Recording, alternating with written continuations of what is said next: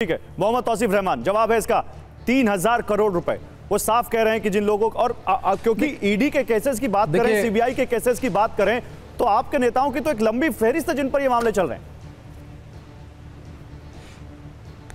देखिए, हाथ कंगन को आरसी किया और पढ़े लिखे को फारसी किया।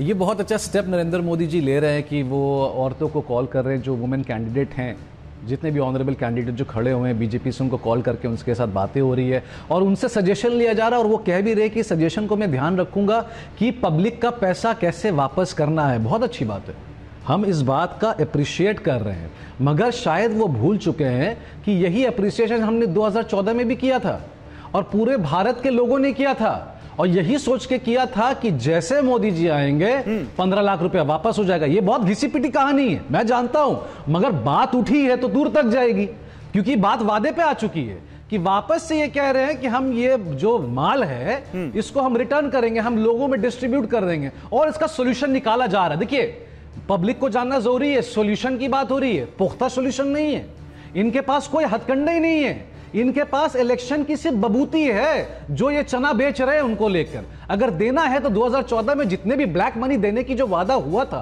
वो दे देते भैया, मगर ना, आपने कहा क्रोनोलॉजी समझिए, हम क्रोनोलॉजी समझाते हैं आपको।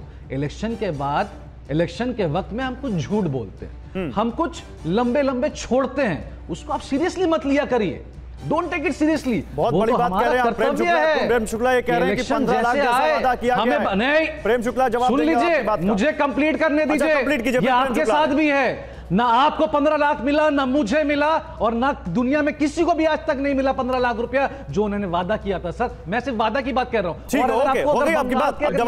अगर दर्द है तो हमारा जो पैसा वो वापस कर दीजिए ना। ठीक है, प्रेम शुक्ला जवाब दीजिए। हमारा जो पैसा है, जो आपने 2014 में वादा किया था वही वापस कर दीजिए। ओके, प्रेम शुक्ला। गौरव जी, पहले मैं अभय दुबे जी ने जिस तरह से एक सूची गुनाई, उसको एक सूची में शामिल करता हूं कि श्रीमती सोनिया गांधी जो 420 की अभियुक्त हैं और यंग इंडिया के नाम पे जो उन्होंने संपत्तियां जो है उन्होंने गड़प की थी, उनकी भी संपत्ति, यंग इंडिया की संपत्ति भी जब्त की गई है, बाकायदा जो है ईडी ने उसको भी जब्त किया है। तो 420 के अभियुक्त श्रीमती सोनिया गांधी और श्रीमान राहुल गांधी का भी नाम उसमें शामिल कर लीजिए। क्यों इतना शर्माते हैं जी? 420 की केस के अभियुक्त है, और जो भी वादा आदरणीय मोदी जी ने किया उसको पूरा किया। 2014 में उन्होंने किसी से नहीं कहा था कि आपके खाते में 15 लाख रुपए जाएगा। ये आपकी जो है अपनी कल्पना है, और उस कल्पना के आधार पर आप लगातार बातें करते रहे हैं, और इस देश की जनता इस बात को जानती है। हाँ, काला धन की 4 लाख से अधिक कंपनियां जो है शेल कंपनियां पकड़ी गई, जो राशन कार्ड बनाने घोटाले, इससे पहले भी एक वादा किया था 15 लाख का। से जो है वादे हैं, चुनाव के समय वादे कर दिए जाते हैं, वो ये बात कह रहे हैं, उसी की बात कर रहे हैं जी। नहीं, मुझे गौरव नहीं गौरव जी आप वो जरा मुझे उस वादे की एक क्लिप दिखवा दीजिए। टीवी9 को चैलेंज है। नहीं, मैं नहीं कह रहा, टीएमसी के कैंडिडेट कह रहे हैं, मैंने तो नहीं पूछा आपसे, ये टीएमसी के कैंडिडेट पूछ रहे हैं आपसे। गौरव जी, ये झूठ बोल रहे हैं, तो वही झूठ बोल रहे हैं गौरव जी। एक मिनट उनकी ये लंपटाई है। अब 3000 करोड़ रुपए चूंकि उनके गले में हाथ डाल के निकाला जाने वाला है।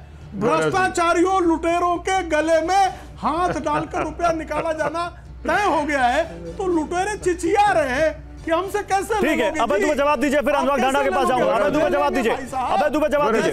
ओके प्रेम जी जवाब लेते हैं। गौरव जी करोड़ लेकर आए ना, वैसे ही ले जवाब लेते हैं प्रेम जी। अभय दुबे जवाब देना चाहते हैं। गौरव जी, ये मैंने सच कहा कि नहीं बताइए? अरे श्रीमती सोनिया गांधी की 420 केस में 15 लाख का वादा किया मामले में 15, अरे 420। देखिए गौरव जी, ये देखिए झूठ एक नंबर।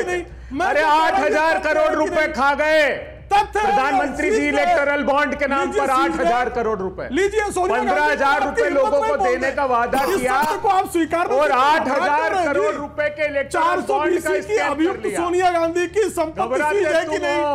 गौरव जी, आप इसको फैक्ट चेक कीजिए, मैं जो कह रहा हूं सत्य है कि नहीं। अबे तू तड़ाक पे आ गया। एक एक करके बात करते हैं, एक एक करके। प्रेम जी, आपकी बात हो गई है। प्रेम जी, आपने जो आरोप लगाया है कांग्रेस पार्टी को, उसका जवाब दे देने दीजिए। अभी आम आदमी पार्टी तो बोली भी नहीं है।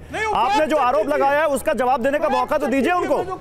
अभय जी जवाब दीजिए। नहीं, आरोप नहीं है, मैंने आरोप नहीं लगाया, ये सत्य है। ठीक है, तो उसका जवाब लेते हैं, उसका जवाब लेते हैं। प्रेम जी, आप जो कह रहे हैं उसका जवाब लेते हैं, उनको बोलने का मौका तो दीजिए। प्रेम जी, अब बोलने का मौका तो दीजिए, बोलिए भाई।